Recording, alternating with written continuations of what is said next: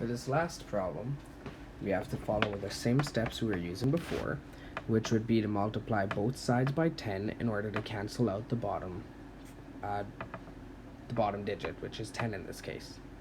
So if we go 10 times equals 10 times 15 times x minus 3 plus 3x plus 2 equals 10 times 1 minus 4x all over 10.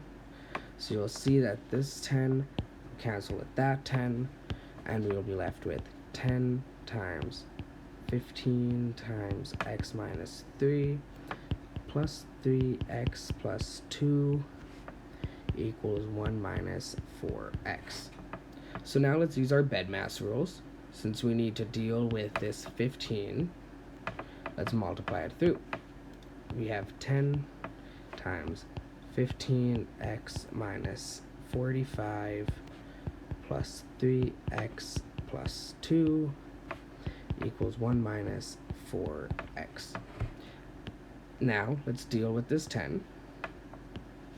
150x minus 450 plus 30x plus 2 equals 1 minus 4x. Now we can combine some of the terms on the left-hand side before we bring over the x. So 150x plus 30x would be 180x, and negative 450 plus 2 would be minus 448, and we still have our 1 minus 4x. Now since we only have x to the power of 1, bring all the x's over and bring all the numbers over.